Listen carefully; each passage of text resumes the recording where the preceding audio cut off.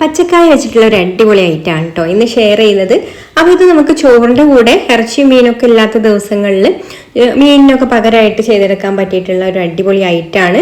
അപ്പോൾ ഇതിന് വേണ്ടിയിട്ട് ഞാനിവിടെ 2 പച്ചക്കായാണ് എടുത്തിട്ടുള്ളത്. നമ്മുടെ ബജിയൊക്കെ ഉണ്ടാക്കുന്ന കായ ഉണ്ടല്ലോ, വണ്ണം കൂടിയിട്ടുള്ള ആ ഒരു കായ, നീളം കുറഞ്ഞിട്ടുള്ള.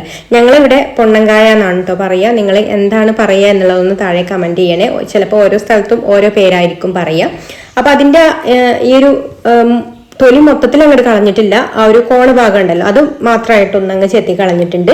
എന്നിട്ട് ഇതുപോലെ നല്ല തിന്നായിട്ട് ചെരിച്ചിട്ടൊന്ന് കട്ട് ചെയ്തെടുക്കുന്നുണ്ട്. നമ്മൾ മീനൊക്കെ കട്ട് ചെയ്തെടുക്കുന്നത് പോലെ തന്നെ കട്ട് ചെയ്തെടുക്കാം കേട്ടോ. അപ്പോൾ ഞാൻ ഈ യൂസ് ചെയ്തിട്ടുള്ള കട്ടിംഗ് ബോർഡ് നിങ്ങൾ കണ്ടല്ലോ, ഇത് അത്യാവശ്യം നല്ല ക്വാളിറ്റി ഉള്ള ഒരു കട്ടിംഗ് ബോർഡാണ്, നല്ല തിക്കായിട്ടുള്ള ഒരു കട്ടിംഗ് ബോർഡാണ് കേട്ടോ. ഇത് അക്വേഷ്യ വുഡിലുള്ള കട്ടിംഗ് ബോർഡാണ്. അപ്പോൾ ഈ ഒരു കട്ടിംഗ് ബോർഡൊക്കെ നീളം ഒരു 12 ഇഞ്ചും വീതി ഒരു 9 ഇഞ്ചും വരുന്നുണ്ട്. അതുപോലെ കട്ടിയാണെന്നുണ്ടെങ്കിൽ 1 ഇഞ്ച് കനം വരുന്നുണ്ട് കേട്ടോ. അപ്പോൾ ഒരു കട്ടിംഗ് ബോർഡ് വാങ്ങിയാൽ തന്നെ നിങ്ങൾക്ക് ജീവിതകാലം മൊത്തം യൂസ് ചെയ്യാം, അത്രയ്ക്ക് ഉപകാരമുള്ള ഒരു കട്ടിംഗ് ബോർഡാണ് ഇത്. കട്ടിംഗ് ബോർഡ് മാത്രമായിട്ടല്ല കേട്ടോ, നമുക്കിത് സെർവ് ചെയ്യാൻ ഇപ്പം ഇനി റമദാനൊക്കെ അല്ലേ വരുന്നത്, അപ്പോൾ സ്നാക്സ് ഒക്കെ നമുക്ക് ടേബിളിൽ മൊത്തത്തിൽ കൊണ്ടുപോയി വെക്കാനും ഒക്കെ പറ്റിയിട്ടുള്ള ഒരു ബോർഡും കൂടിയാണ്. പിസ്സ ഒക്കെ സെർവ് ചെയ്യുന്നത് കണ്ടിട്ടില്ലേ നിങ്ങൾ, അതുപോലൊക്കെ ഉള്ള ഒരു ബോർഡ് തന്നെയാണ് കേട്ടോ ഇത്. അപ്പം ഇത് കുറച്ചും കൂടെ നല്ല ക്വാളിറ്റി ഉള്ളതാണ്.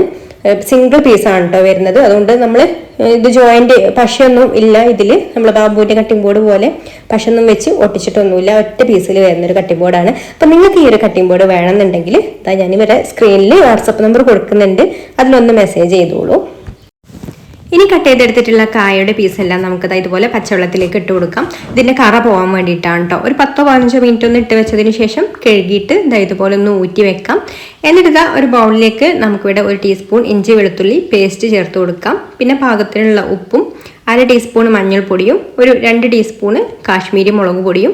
എരിവുള്ള മുളക് പൊടിയാണെന്നുണ്ടെങ്കിൽ എരിവ് നോക്കിയിട്ട് ആവശ്യത്തിനുള്ള ചേർത്ത് കൊടുത്താൽ മതി കേട്ടോ. എരിവില്ലാത്ത മുളക് പൊടി ആയതുകൊണ്ട് കുറച്ച് കൂടുതൽ ഞാൻ ചേർത്ത് കൊടുക്കുന്നുണ്ട്. ഇനി ഇതിലേക്കൊരു 1/2 ടീസ്പൂൺ പെരുംജീരകത്തിൻ്റെ പൊടിയും ചേർത്ത് കൊടുക്കാം. എന്നിട്ട് ആവശ്യത്തിന് ഇതൊന്ന് ഒരു മസാല ആയി കിട്ടാൻ ആവശ്യമായിട്ടുള്ള വെള്ളം കൂടി ചേർത്ത് കൊടുത്തിട്ട് ഇതുപോലെ നന്നായിട്ടൊന്ന് മിക്സ് ചെയ്ത് കൊടുക്കാം. ഇനി ഇതിലേക്ക് നമ്മൾ ആ ഒരു കഴുകി ഊറ്റി വെച്ചിട്ടുള്ള കായ ചേർത്ത് കൊടുത്തിട്ട് മിക്സ് ചെയ്ത് കൊടുക്കാം. കൈ കൊണ്ട് തന്നെ എല്ലാ ഭാഗത്തും ആയിട്ട് മസാല ഒന്ന് ഇതുപോലെ തേച്ച് പിടിപ്പിക്കാം കേട്ടോ.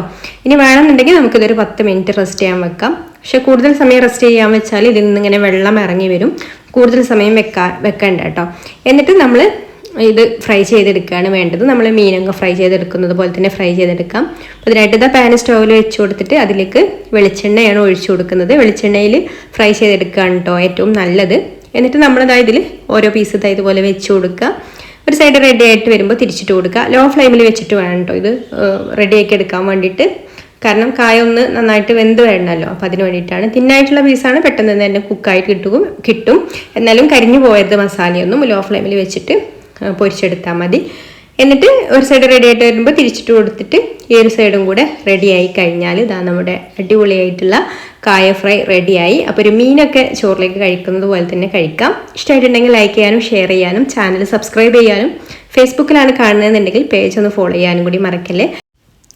അപ്പോൾ ഇനി മറ്റൊരു നല്ല റെസിപ്പിയുമായിട്ട് അടുത്ത വീഡിയോയിൽ കാണാം. താങ്ക്